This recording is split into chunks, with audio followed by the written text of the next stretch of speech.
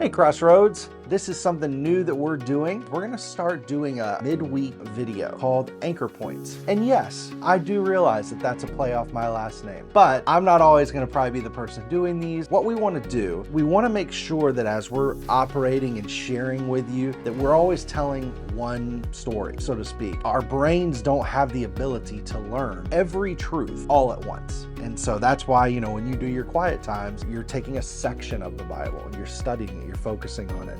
That's why when we do sermons on Sunday mornings, it's a section of the Bible. It's meant to just create this moment where you can hear and understand scripture. And then it's not so much that you get overwhelmed, but it's just right. And the idea behind the name is scripture is our anchor. And these truths that we're studying on Sunday mornings and in life groups, and now here during the anchor points, is we want to take that anchor point that you have on a Sunday when you're sort of in the safe harbor of the church and let that still be there, tethering you to Jesus throughout the week. This past week, what we talked about was John 2:13 through 25. We were sort of wrapping up the chapter. This is that part of the chapter where we see Jesus get frustrated and we see him get angry and we see him respond to injustice and we see him respond to people taking advantage of those who were coming to worship the Father. You guys got a chance to hear that on Sunday. You're going to get a chance to study it more in depth this week in your life groups. But what I wanted to do was I wanted to focus on two verses in specific because I found it really interesting to see this juxtaposition of two different responses that Jesus has to people. So in John 2:18, this is right after he's flipped tables, he's crafted a whip, he's chased livestock, chased money changers out of the temple. Pretty heated moment, I would think, for all involved. And so in verse 18, so the Jews answered and said to him, "What sign do you show to us since you do these things?" And what Jesus does is he doesn't directly answer him. And he certainly doesn't answer him with like a sign or a miracle, which I think is probably what the guy wanted. I think what he wanted was for Jesus to show him by what authority he had to go and do this very unexpected thing. And so what I find fascinating is you see that verse and you see Jesus respond by saying, "If you destroy this temple in 3 days, I'll raise it up." And the guy didn't get it. It wasn't intended for him to understand it in the moment. But what Jesus was doing was almost like raising the stakes. He was saying, if you think this is crazy, what do you see what I'm going to do next? And we get that context because we've experienced the word and we know the whole story now, but he didn't in the moment. But then you go a little bit later in John 2, in verse 23, it says, "Now when he was in Jerusalem at the Passover," so this same time period, "during the feast, many believed in his name when they saw the signs which he did." What's interesting is he does perform signs that are intended to not only show who he is, but to strengthen the belief and the faith of people who are earnestly seeking him.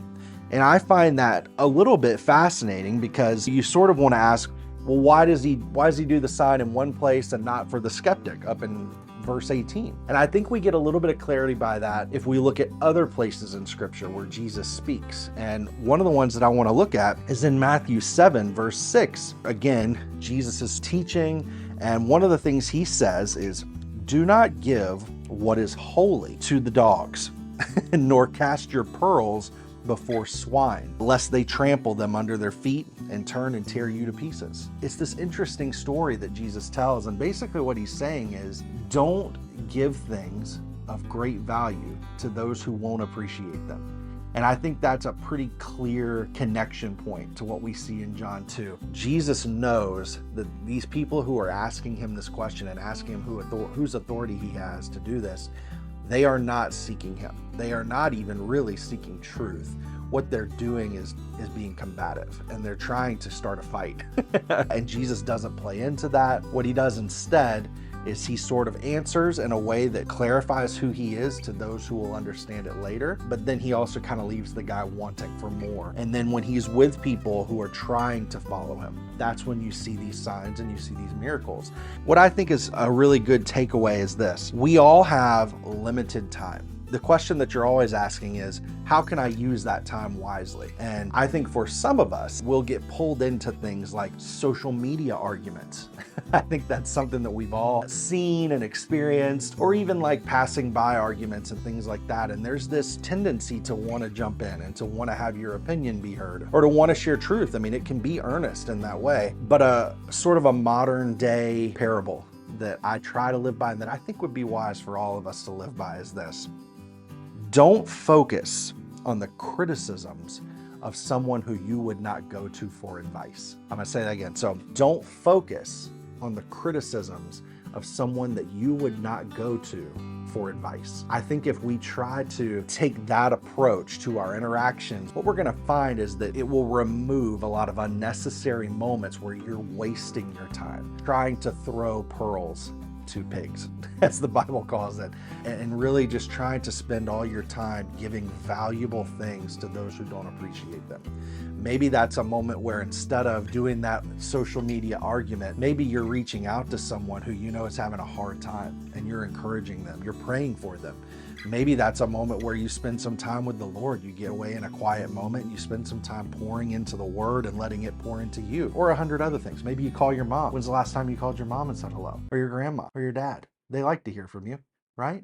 Whatever it is, just take the time that you have this week and use it wisely. Use it in a way that's honoring to the Lord, and use it in a way that sort of follows these scriptural principles that you see Jesus giving us.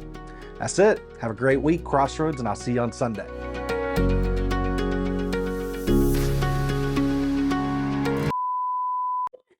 You have any jokes? I don't think I do. I'm jokeless. Oh, wait. You ready for me? No. No? Okay. My tea. Are you just drinking it behind me? Yeah. Here we are. Did you hit the record button? Yes, but it's not. Oh, it's sort of flashing. Does it tell you that I'm recording? Yes. All right, great.